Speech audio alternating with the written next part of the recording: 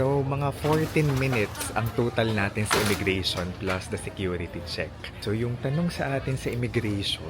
Hello guys! Kumusta kayong lahat? This is Dave, the Kuripo Traveler. And for today's video, may international flight na naman tayo. So, this is our second flight pala. Kasi galing na tayong Tacloban kahapon. Tapos ngayon, today, January 3 na pala ngayon. Lilipad tayo patungong China. On this video, i-share ko sa inyo yung maging experience natin sa immigration. Ngayon ay 2026. Okay, bungad talaga ng taon. I-share ko yung vlog na ito sa inyo. So kung kayo guys na mag-travel in the Philippines, Korea, Japan, China, Hong Kong, Singapore, Thailand, anywhere else in the world, you can book your travel items, tourist activities, hotels on Klook and just may promo code DINOKLOOK para maka-discount kayo. Kung magbubook naman kayo ng inyong hotel sa Agoda, you can use my promo code DAVEAGODA, capital letters yan, and make sure to redeem on Agoda mobile app para maka 10% off kayo. May mga nagme-message sa akin na mali daw yung redemption nila. Pero guys, sa Agoda mobile app talaga. Tapos punta muna kayo sa deals tab sa baba. Tapos doon yung input yung promo code. Tapos pwede na kayo maghanap ng inyong hotel. Tapos sa checkout, automatic siyang mag-reflect or itatype nyo ulit sa checkout. So, ayan. Kung magbubook naman kayo ng inyong activities sa Agoda, baka applicable pa or valid pa yung promo code natin, you can use my promo code KURIPOTAGODA, capital letters din, para maka 5% off kayo sa inyong mga activities. So, let's go para sa mga kinakabahan sa immigration dyan. So, let this vlog be your guide. Kahit papaano. Let's go. So, ngayon nakapila tayo dito sa travel tax. Kasi, yung ticket natin binili, wala pa siyang travel tax. Okay? So, dito naman, may counter dito. So, before tayo baggage drop, pila muna tayo dito sa travel tax. So, pwedeng cash and pwedeng debit card or credit card. Pero kapag card, last time, meron tayong, nagbayad ako through credit card, may dagdag. I mean, may fee. Pero kapag cash lang, yung normal, yung original na rate talaga na 1,620 pesos. Ito yung itsura ng airport at 3:23 AM. Di naman siya super busy. Maikli lang yung pila sa immigration, okay? Similar process naman yung pagdadaanan natin dito sa NAIA Terminal 1 sa pinagdadaanan natin sa Terminal 3. Habang nakapila tayo, tatanungin ko kayo, ngayong 2026, okay, sa mga susunod na taon, ano yung mga goal na destinations ninyo? Mga bansang pangarap ninyong puntahan? Comment down below. And Happy New Year, guys! Happy New Year, and sana marating nyo rin yung mga pinapangarap nyong bansa. I'm manifesting for you. Okay, next time yung mga pinapanood yung vlogs, kayo na rin yung nakaka-experience. Di naman mahaba yung pila sa immigration. Tingnan natin kung ilang minutes yung itatagal natin sa immigration. Update pala, kita ko na rin na dito sa NAIA Terminal 1, yung pagpasok sa immigration, ano na siya, electronics na rin siya. So scan na lang yan ng boarding pass, okay? Alright, so mga 14 minutes ang total natin sa immigration plus the security check. Okay, so yung tanong sa atin sa immigration ay, una, sinong kasama ko? So solo lang ako, mag-isa lang ako, and I just realized it's been a while since nag-last solo trip tayo. And then, kung connected ba ako sa government, so I'm a private company employee, share ko lang. Kung government employee kayo, may requirement na travel authority. So, tinatawag yun na travel authority. So, si mama, since connected siya sa government, lagi siyang may bitbit nun. Nagpapa-approve siya nun. Tapos, kailan yung balik natin? Yun lang naman. Kailan yung return natin? Yung experience ko pala, last time, yung recent natin na trip sa Korea, it was November. So, may na-offload kasi wala siyang travel authority. So, kung government employee talaga, required yung travel authority. Kung wala kayo niyan, mahirapan kayo. Hindi lang talaga mahirapan, talagang for sure, di kayo papalabasin, di kayo go through sa immigration, di kayo makakapasa. Kasi kahit yung immigration officer, sinasabi niya na siya din malalagot kung makakapasok siya, tapos wala siyang travel authority. Yung immigration officer din yung malalagot. Pero diba, grabe. Super strict talaga ng immigration. Gets ko naman na it's to avoid, diba? It's to avoid yung mga mag-TTNT, mag-work illegally abroad, diba? Pero, yung mga pugante natin dito, yung mga politiko na may kaso, oh my gosh, nakakalabas ng Pilipinas.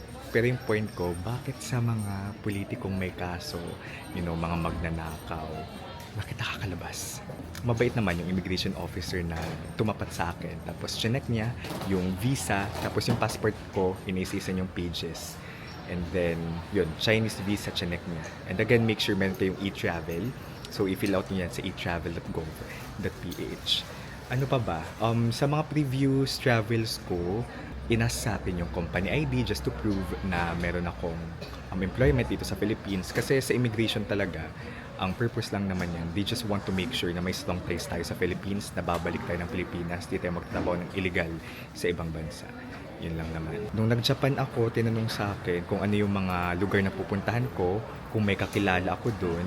Dati hiningan din ako nung pa-Japan tayo ng flight ticket, yung pabalik nating flight ticket. Although dyan, nung nasa counter tayo ng Vietnam Air, ni-require din nila guys ni-require din sa counter yung return flight ticket aside from checking ng Chinese visa. So, yung kapatid ko naman na married, newlywed siya, nung nag-Hong Kong kami, ni-require siya, hiningan siya ng certificate of marriage.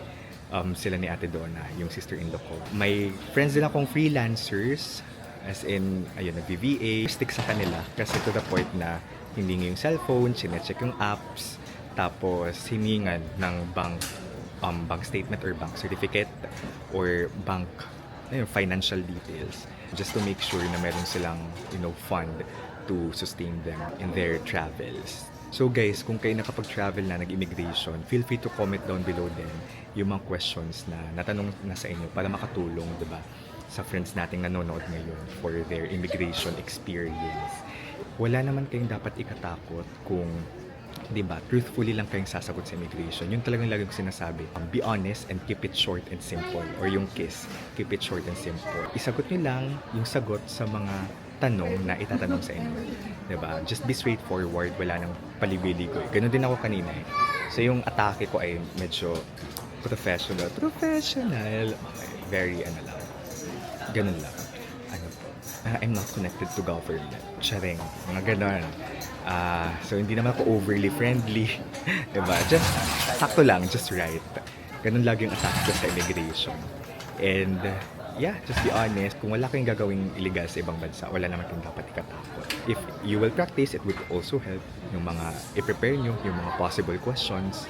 Kasi baka mataranta kayo habang nandun kayo. Pero wala naman again reason mataranta kung bibiyahin naman kayo ng, diba, legal sa ibang bansa. It doesn't hurt to be prepared. So actually guys, pwede namang nasa mobile lang, like digital yung copy ninyo ng ticket, diba, scan na lang, or ng itinerary ninyo, pakita nyo lang sa immigration officer.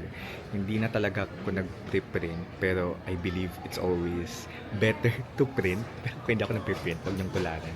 Kasi diba, just in case magka-aberya, yung cellphone ninyo, hindi nyo mabuksan. Worst case scenario lang naman yun. Pero ang point ko lang dito, nag-accept sila ng digital. But you can also be prepared. So, even sa mga ninyo, even sa mga documents ninyo na pwede ninyong i-present, pwede din namang digital. Alright? So, kung anong maisip nyo pwede nyo i-prepare nyo na, lalo na kung first time traveler kayo. Okay? After immigration, pre-proceed na tayo sa gate. Okay? 4 AM, malapit na yung natin. Boarding. I hope guys, naka-help itong vlog na ito para makahinga-hinga kayo ng maluwag. Okay? May instance din pala before kasi ngayon sa immigration parang isa-isang nagpupunta sa immigration officer, pero may time before nung nagpa-US ako with my mom, okay lang na magsama kami sa isang immigration officer. Again, sana naka-help yung video na ito kung magta-travel kayo this 2026 and beyond. Basta ito yung recent experience natin sa immigration ngayong lalabas tayo ng bansa. Kung may questions kayo, comment down below. I will try my best to answer. Pero may Google din naman. Yung mga questions ko din in mind kung hindi ko, 'di ba, kung may mga curiosities ako, mga bagay na curious ako, gino-google ko lang din or AI. But always make sure to double check, 'di ba? Fact check lagi. Okay, so this is Dave guys, the Kuripot Traveler, here from NAIA Terminal 1. Pupunta na tayong China. Abangan nyo yung bako pang travel vlogs, okay? China, tapos yung mga previous uploads ko, nakapag Hanoi na tayo, nakapag Vietnam na tayo, yung mga nabanggit kong bansa kanina. You can check it out on my YouTube channel. Tapos, mas real-time tayo nag-upload ng videos, ng stories, ng photos sa Instagram, Facebook page, tapos TikTok. So, sa Instagram tapos TikTok, pwede nyo kayo follow, Dave Kino, pangalan ko lang din. Sa Facebook, it's The Freeport Traveler. Bye guys, ingat kayo sa biyahe ninyo. And again, happy New Year!